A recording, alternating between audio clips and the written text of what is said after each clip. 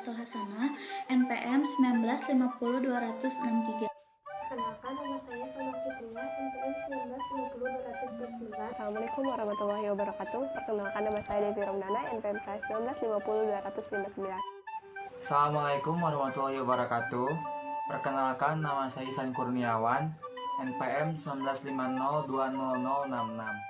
Kita mempresentasikan sumber-sumber dana bank dan alokasi dana bank atas mata kuliah Lembaga Keuangan Bank dan Non-Bank dengan dosen pengampun Yudo Rama Afrizal MPD.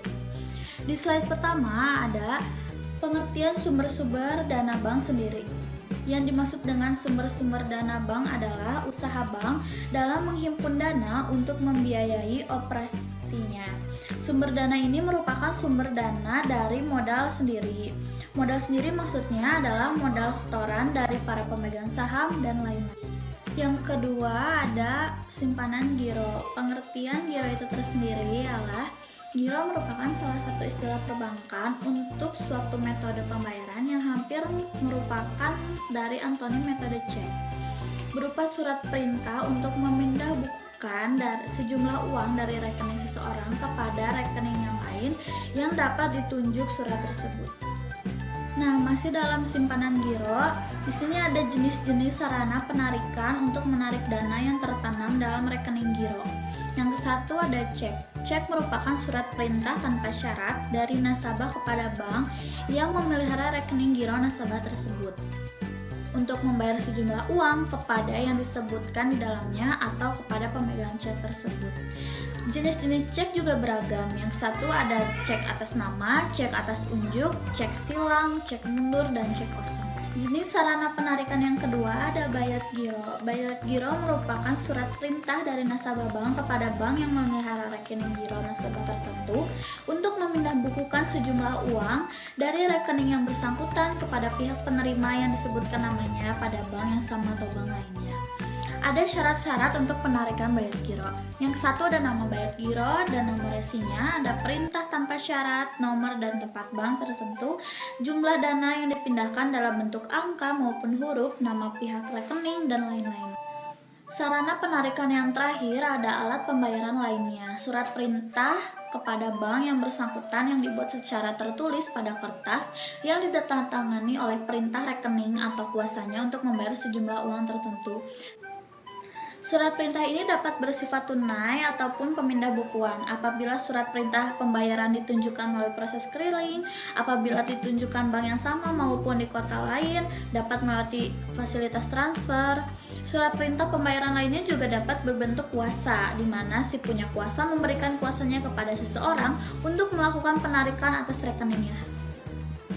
Di slide selanjutnya ada pengertian dari simpanan tabungan. Pengertian tabungan menurut Undang-Undang Perbankan Nomor 10 Tahun 1998 ialah simpanan yang penarikannya dapat dilakukan menurut syarat-syarat tertentu yang disepakati, tetapi tidak dapat ditarik dengan cek, bayat giro, atau penarikan lainnya yang dipersamakan dengan itu.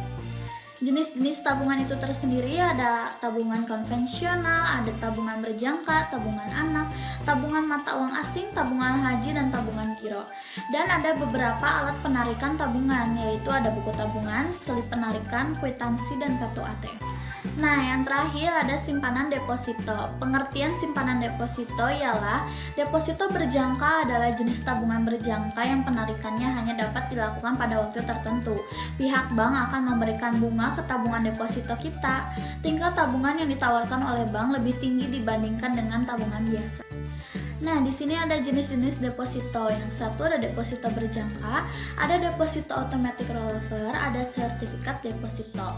Deposito itu tersendiri juga memiliki ciri khas. Yang satu ada minimal setoran, ada jangka waktu simpanan, ada pencairan dana, bunga deposito, resiko rendah, deposito sebagai jaminan, dan produk kena pajak. Sekian presentasi dari saya. Wassalamualaikum warahmatullahi wabarakatuh. Selanjutnya di sini saya akan menjelaskan tentang pengertian pengalokasian dana. Alokasi dana adalah menjual kembali atau menyalurkan kembali dana yang diperoleh dari penghimpunan dana dalam bentuk simpanan kepada nasabah agar perbankan dapat memperoleh keuntungannya secara optimal. Nah, di sini saya akan menjelaskan tentang pengertian kredit dan pembiayaan. Menurut UUD Perbankan Nomor 10 Tahun 1998 menjelaskan bahwa kredit adalah penyediaan uang atau tagihan yang dapat dipersamakan berdasarkan persetujuan atau kesepakatan pinjam-meminjam antara bank dengan pihak yang lain, mewajibkan pihak meminjam melunasi hutangnya setelah jangka waktu tertentu dengan pemberian bunga. Sedangkan pembiayaan adalah penyediaan uang atau tagihan yang dapat dipersamakan berdasarkan persetujuan atau kesepakatan antara bank dengan pihak yang lain, mewajibkan pihak yang dibiayai untuk mengembalikan uang atau tagihan tersebut setelah jangka waktu tertentu dengan imbalan atau bagi hasil. Nah, yang menjadi perbedaan antara kredit yang diberikan oleh bank berdasarkan konvensional dengan pembiayaan yang diberikan oleh berdasarkan prinsip syariah adalah terletak pada keuntungan yang diharapkan. Bagi bank yang berdasarkan prinsip konvensional, keuntungannya yang diperoleh melalui bunga, sedangkan bank berdasarkan bagi hasil berupa imbalan atau bagi hasil. Ada unsur-unsur kredit. Yang pertama, kepercayaan, yaitu suatu keyakinan pemberi kredit bahwa kredit yang diberikan berupa uang, barang, atau jasa benar-benar diterima kembali pada masa tertentu atau di masa datang. Yang kedua, kesepakatan, dituangkan dalam suatu perjanjian di mana masing-masing pihak mendatangani hak dan kewajibannya masing-masing. Yang ketiga, jangka waktu. Jangka waktu kredit memiliki jangka waktu tertentu mencakup pengembalian kredit yang telah disepakati. Jangka waktu tersebut bisa berbentuk jangka waktu pendek, menengah, dan jangka waktu panjang. Yang keempat, resiko. Resiko adanya suatu tenggang waktu pengembalian yang menyebabkan suatu resiko tidak tertagihnya pemberian kredit. Semakin panjang suatu kredit akan semakin besar resikonya. Yang kelima, balas jasa. Balas jasa adalah keuntungan atas pemberian suatu kredit atau jasa atau lebih disebut dengan bunga. Tujuan kredit yaitu mencari keuntungan, bertujuan untuk memperoleh hasil dari pemberian kredit tersebut. Hasil tersebut terutama dalam bentuk bunga yang diterima oleh bank sebagai balas jasa dan biaya administrasi kredit yang dibebankan kepada nasabah. Dan yang kedua, membantu usaha nasabah yang memerlukan dana, baik dana investasi maupun dana untuk modal kerja.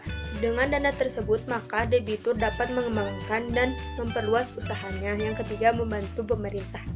Ada fungsi-fungsi kredit. Yang pertama, untuk meningkatkan daya guna uang. Maksudnya, jika uang hanya disimpan saja tidak akan menghasilkan sesuatu yang berguna.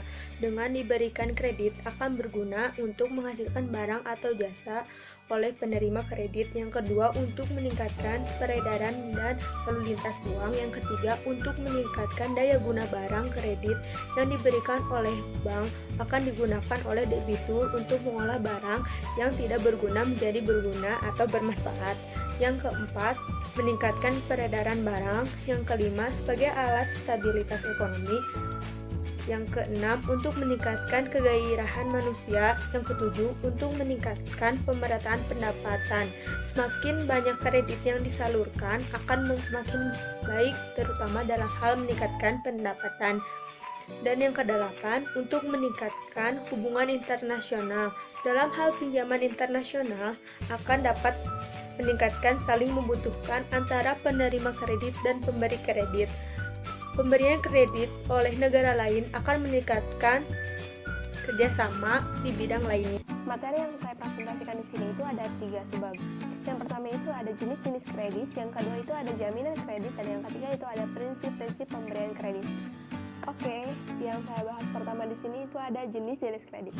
Nah, jenis-jenis kredit ini dilihat dari berbagai segi terdapat terbagi menjadi 5 bagian. Di antaranya itu dari segi kegunaan, dari segi tujuan kredit, dari segi jangka waktu, dari segi jaminan, dan dari segi sektor usaha. Yang pertama itu dari segi kegunaan. Nah, dari segi kegunaan ini terbagi menjadi 2, yaitu ada kredit investasi dan kredit modal kerja. Dari kredit investasi ini biasanya digunakan untuk perluasan usaha atau membangun perusahaan baru atau juga untuk keperluan rehabilitasi. Contoh dari kredit investasi itu biasanya itu untuk pembangunan pabrik atau membeli mesin-mesin untuk pabrik. Selanjutnya itu ada kredit modal kerja. Kredit modal kerja itu biasanya digunakan untuk keperluan meningkatkan produksi operasionalnya. Nah, contoh dari kredit modal kerja ini seperti diberikan untuk membeli bahan baku, untuk membayar gaji pegawai, dan biaya lainnya yang berkaitan dengan operasional. Terus yang selanjutnya itu ada dari segi tujuan kredit, itu terbagi menjadi tiga. Yang pertama itu ada kredit produktif, kredit konsumtif, dan kredit perdagangan. Di kredit produktif ini biasanya digunakan untuk usaha atau produksi atau investasi, dan biasanya kredit ini tuh diberikan untuk menghasilkan barang ataupun jasa. Nah, contoh dari kredit produktif ini biasanya digunakan untuk membangun pabrik yang nantinya akan menghasilkan barang atau jasa. Terus kredit pertanian yang akan menghasilkan produk-produk pertanian, dan kredit pertambangan yang akan menghasilkan produk tambang dan kredit industri yang lainnya. Selanjutnya itu ada kredit konsumtif. Nah, kredit konsumtif itu biasanya digunakan untuk konsumsi secara pribadi. Nah, biasanya dalam kredit ini itu tidak menghasilkan produk apapun, baik itu barang maupun jasa, karena sifatnya itu dikonsumsi secara untuk diri sendiri. Nah, contoh kredit konsumtif itu biasanya kredit untuk perumahan, kredit untuk pembayaran mobil pribadi, kredit untuk perabotan rumah, dan kredit konsumtif lainnya. Selanjutnya itu ada kredit perdagangan. Nah, di kredit perdagangan itu biasanya digunakan untuk perdagangan, yang biasanya itu untuk membeli barang dagangan. Nah, contoh dari kredit perdagangan itu kayak kredit ekspor dan impor. Selanjutnya itu dilihat dari segi jangka waktu. Dilihat dari segi jangka waktu ini terbagi menjadi tiga. Ada kredit jangka pendek, kredit jangka menengah, dan kredit jangka panjang. Kredit jangka pendek itu kredit yang memiliki jangka waktu kurang dari 1 tahun atau paling lama 1 tahun, dan biasanya itu digunakan untuk keperluan modal kerja. Contohnya dari kredit jangka pendek ini dari bidang peternakan, misalkan peternakan ayam, kambing, sapi, dan lain sebagainya. Dari bagian pertaniannya itu misalkan untuk kredit pertanian padi atau perkebunan dan lain sebagainya. Terus ada kredit jangka menengah ini biasanya memiliki jangka waktu berkisar antara 1 sampai 3 tahun lamanya. Selanjutnya ada kredit jangka panjang. Nah, kredit jangka panjang itu kredit yang memiliki jangka waktu pengembaliannya di atas 3 atau 5 tahunan. Nah, biasanya kredit ini tuh digunakan untuk modal kerja, investasi panjang seperti investasi perkebunan karet, kelapa sawit, ataupun manufaktur, dan untuk kredit konsumtif lainnya seperti untuk kredit perumahan. Selanjutnya ada dilihat dari segi jaminan. Nah, dilihat dari segi jaminan ini terbagi menjadi 2. Yang pertama itu dengan kredit dengan jaminan, dan yang kedua itu ada kredit tanpa jaminan. Kredit dengan jaminan itu biasanya diberikan dengan suatu jaminan, dan jaminan ini biasanya berupa benda berwujud ataupun benda tidak berwujud. Selanjutnya ada yang namanya kredit tanpa jaminan. Nah, kredit tanpa jaminan itu kredit yang diberikan tanpa jaminan barang ataupun orang sekalipun. Jadi tidak ada agunannya. Beda halnya dengan kredit dengan jaminan. Kredit dengan jaminan itu ada agunannya. Oke, selanjutnya itu ada jenis-jenis kredit dari segi sektor usaha. Nah, itu terbagi atas pertanian, peternakan, industri, pertambangan, pendidikan, profesi, perumahan, dan sektor lainnya. Oke, yang pertama itu ada kredit pertanian. Jadi kredit pertanian itu kredit yang pembiayaannya itu untuk sektor perkebunan ataupun peternakan ataupun perkebunan atau pertanian rakyat. Nah, biasanya itu kayak perkebunan kelapa sawit, kebun teh, pertanian padi, terus masih banyak lagi perkebunan yang lain atau pertanian yang lainnya. Terus ada kredit peternakan. Nah, kredit peternakan itu biasanya digunakan untuk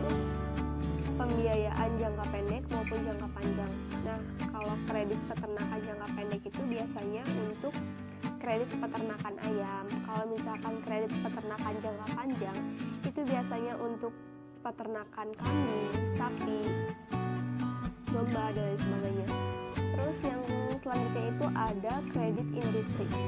Nah, kredit industri itu ada, jadi kredit industri itu kredit yang pembiayaannya itu untuk sektor industri, baik itu sektor kecil, menengah, maupun besar.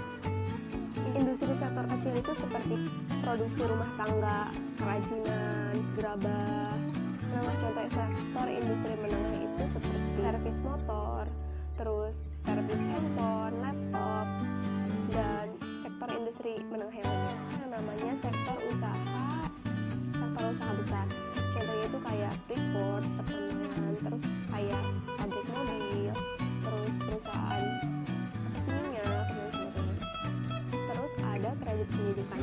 Nah, kredit pendidikan itu kredit yang diberikan untuk membangun sarana dan prasarana pendidikan, atau dapat pula berupa kredit untuk para mahasiswanya. Terus ada kredit profesi. Kredit profesi itu diberikan kepada para profesional seperti dosen, guru, pengacara, dokter, dan lain sebagainya. Terus ada yang namanya kredit perumahan. Jadi kredit yang digunakan untuk pembelian perumahan. Kedua, itu ada jaminan kredit. Nah, jaminan kredit di sini itu terbagi menjadi dua. Ada jaminan kredit dengan kredit dan ada jaminan kredit tanpa kredit. Terus jaminan kredit dengan kredit itu biasanya ada agunannya, ada jaminan yang bakal dijadiin jaminan ke si banknya ini atau ke orang yang meminjamkan ini. Jaminan kredit tanpa kredit itu biasanya tanpa agunan atau tanpa adanya jaminan, baik itu tanpa jaminan barang maupun tanpa jaminan orang. Jadi cuma kayak rasa kepercayaan aja nih sama si orang ini, itu kredit tanpa jaminan. Jaminan kredit dengan kredit itu terbagi menjadi 3. Yang pertama itu ada jaminan benda berwujud, jaminan benda tidak berwujud, dan ada jaminan orang. Jadi jaminan benda berwujud itu ya barang-barang yang bakal dijadiin jaminan atau agunan ini. Contohnya seperti kayak sawah, pertanian, dan mobil, dan sebagainya. Terus kalau misalkan jaminan benda tidak berwujud itu benda-benda yang merupakan surat-surat berharga yang dijadiin jaminannya. Contoh kayak surat obligasi, surat rumah, surat tanah, surat saham, dan sebagainya. Terus ada jaminan orang. Nah, jaminan orang itu diberikan kepada seseorang apabila kredit tersebut itu macet. Nah, kalau misalkan kredit ini macet, maka orang yang memberikan jaminan ini itu yang akan nanggung resikonya. Terus selanjutnya itu ada jaminan kredit tanpa jaminan. Nah, maksud kredit tanpa jaminan itu bahwa kredit yang diberikan itu bukan dengan barang-barang jaminan tertentu, melainkan tadi atas dasar kepercayaan untuk meminjamkannya itu. Nah, dan orang yang meminjamkannya itu ya harus tahu nih orang ini dapat dipercaya. Terus kalau misalkan dia punya perusahaan, nah perusahaan dia itu prospeknya emang bagus untuk ke depan, contohnya kayak gitu. Terus selanjutnya itu ada contoh jaminan kredit. Nah, contoh jaminan kredit itu yang telah saya sebutkan sebelumnya, yaitu ada surat tanah, surat saham, obligasi, surat deposito, kendaraan baik itu motor, mobil, dan lain sebagainya. Ada perkebunan, ada pertanian, ada sawah, ada kebun, tanah, traktor, dan sebagainya. Selanjutnya itu yang materi ketiga itu atau subbab ketiga itu ada prinsip-prinsip pemberian kredit. Nah, di prinsip-prinsip pemberian kredit itu, jadi bank itu mempunyai kriteria tertentu di dalam meminjamkan uangnya ini atau meminjamkan jaminan kepada nasabah ini. Jadi ada unsur intinya itu kayak bank ini harus tahu nih latar belakang orang yang minjamnya ini seperti apa. Nah, penilaian kredit oleh bank ini dapat dilakukan dengan gunakan analisis 5C plus 7P. Nah, di sini saya akan sedikit memaparkan 5C dan 7P ini apa. Nah, di sini pertama itu ada 5C. Yang pertama itu ada karakter. Nah, jadi karakter di sini itu suatu keyakinan bahwa sifat atau watak dari orang yang meminjam ini atau yang diberikan kredit ini benar dapat dipercaya nih. Terus yang kedua itu ada kapasitas. Nah, kapasitas itu bagaimana cara melihat nasabah dengan kemampuannya dalam berbisnis. Nah, dari kemampuannya dalam berbisnis ini dikaitkan sama pendidikan yang dia dapatkan, sehingga pada akhirnya itu akan terlihat kemampuan dia dalam mengembalikan kredit yang disalurkannya ini atau kredit yang dipinjamkannya ini. Yang ketiga itu ada capital. Capital itu digunakan untuk melihat penggunaan modal ini digunakan secara efektif atau tidak nih sama si nasabah ini. Terus yang keempat itu ada collateral. Collateral itu jaminan yang diberikan calon nasabah baik yang bersifat fisik maupun yang bersifat non-fisik. Terus selanjutnya itu ada condition. Jadi di condition ini dia itu menilai nih kredit ini dinilai juga nih dari kondisi ekonomi sama politik masa sekarang dan masa yang akan datang. Udah kayak memprediksi perekonomian orang yang sudah nasabah ini dari segi ekonomi dan politiknya baik, dia itu akan menguntungkan sih untuk kedua belah pihak. Tapi beda halnya kalau misalkan dari segi ekonomi sama politik si orang yang si nasabah ini kurang baik, itu akan merugikan juga untuk kedua belah pihak.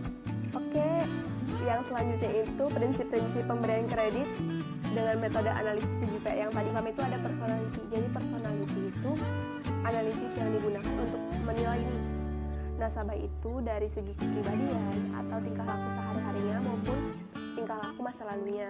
Nah, personality juga mencakup sikap, emosi, tingkah laku, dan tindakan nasabah dalam menyelesaikan suatu permasalahan. Terus yang kedua juga ada party. Nah, party di sini itu, jadi saya akan klasifikasian nasabah ke dalam kategori-kategori tertentu berdasarkan modal, loyalitas, serta karakteristiknya. Nah, sehingga dengan adanya pengklasifikasian ini, jadi si bank itu atau si nasabah ini bisa mendapatkan fasilitas-fasilitas berbeda atau fasilitas tertentu dari si banknya ini. Terus ada yang namanya purpose. Purpose itu tujuannya untuk jadi si nasabah ini dalam peminjaman kredit atau dalam pengambilan kredit ini akan mengambil jenis kredit yang mana nih yang dia inginkan. Contohnya kredit modal kerja atau untuk investasi atau untuk konsumtif, bahkan untuk produktif juga. Jadi si nasabah ini dia tuh inginnya yang mana nih? Itu ada prospek. Nah, prospek itu untuk menilai usaha si nasabah di masa yang akan datang menguntungkan atau tidak nih. Kalau misalkan fasilitas kredit yang dibiayai tanpa mempunyai prospek yang bagus ke depannya, itu tuh akan merugikan, tidak hanya merugikan bank saja tapi merugikan si nasabah ini. Terus ada yang namanya payment. Nah, payment itu ukuran bagaimana cara nasabah itu mengembalikan kredit yang telah diambilnya di bank atau yang telah dipinjamnya ini. Terus ada profitability. Nah, profitability ini digunakan untuk menganalisis bagaimana kemampuan si nasabah ini dalam mencari labanya. Selanjutnya itu ada protection. Nah, protection itu tujuannya untuk menjaga agar usaha dan intinya tuh kayak untuk menjaga usaha sama jaminan yang dia miliki itu, agar si jaminan yang dia punya itu bisa mendapat perlindungan. Nah, jaminan yang dapat perlindungan itu seperti kayak jaminan barang berwujud, tidak berwujud, maupun orang bisa jadi jaminan yang dapat dilindungi oleh si prinsip-prinsip pemberian kredit ini. Oke, cukup sekian yang dapat saya sampaikan. Kurang dan lebihnya mohon maaf. Wassalamualaikum warahmatullahi wabarakatuh. Terima kasih. Di sini saya akan membahas mengenai yang pertama, aspek-aspek yang dinilai dalam kredit, yang kedua, prosedur dalam pemberian kredit, dan yang ketiga, teknik penyelesaian kredit macet. Aspek yang dinilai sebagai berikut. Yang pertama ada aspek yuridis atau hukum. Yang dinilai dalam aspek ini adalah masalah legalitas badan usaha serta izin-izin yang dimiliki perusahaan yang mengajukan kredit. Contohnya seperti yang pertama ada surat izin usaha industri atau SIUI, yang kedua ada surat izin usaha perdagangan atau SIUP, dan yang ketiga ada NPWP atau nomor toko wajib pajak. Kedua ada aspek pemasaran. Dalam aspek ini yang dinilai adalah permintaan terhadap produk yang dihasilkan sekarang ini dan di masa yang akan datang prospeknya bagaimana. Dan yang ketiga ada aspek keuangan. Aspek yang dinilai adalah sumber-sumber dana yang dimiliki untuk membiayai usahanya dan bagaimana penggunaan dana tersebut. Ada aspek teknis atau operasi. Aspek ini membahas masalah yang berkaitan dengan produksi, seperti kapasitas mesin yang digunakan, masalah lokasi, layout ruangan, dan jenis mesin yang digunakan. Ada aspek manajemen. Aspek ini digunakan untuk menilai struktur organisasi perusahaan, sumber daya manusia yang dimiliki, serta latar belakang pengalaman sumber daya manusianya. Ada aspek sosial ekonomi. Aspek ini menganalisis dampaknya terhadap perekonomian masyarakat umum. Seperti yang pertama ada meningkatkan ekspor barang, yang kedua ada mengurangi pengangguran. Yang ketujuh ada aspek AMDAL. Aspek ini menyangkut analisis terhadap lingkungan, baik darat, air atau udara, jika proyek atau usaha tersebut dijalankan. Selanjutnya ada prosedur dalam pemberian kredit. Prosedur pemberian kredit dan penilaian kredit oleh dunia perbankan secara umum antara bank yang satu dengan bank yang lain tidak jauh berbeda. Yang menjadi perbedaan mungkin hanya terletak dari prosedur dan persyaratan yang ditetapkannya dengan pertimbangan masing-masing. Prosedur pemberian kredit secara umum dapat dibedakan antara pinjaman perseorangan dengan pinjaman oleh suatu badan hukum. Kemudian dapat pula ditinjau dari segi tujuannya, apakah untuk konsumtif atau produktif. Secara umum, prosedur pemberian kredit oleh badan hukum sebagai berikut. Yang pertama, pengajuan berkas-berkas. Yang kedua, penyelidikan berkas pinjaman. Yang ketiga, wawancara yang pertama. Yang keempat, on the spot atau pemeriksaan ke lapangan. Yang kelima, wawancara kedua. Yang keenam, keputusan kredit.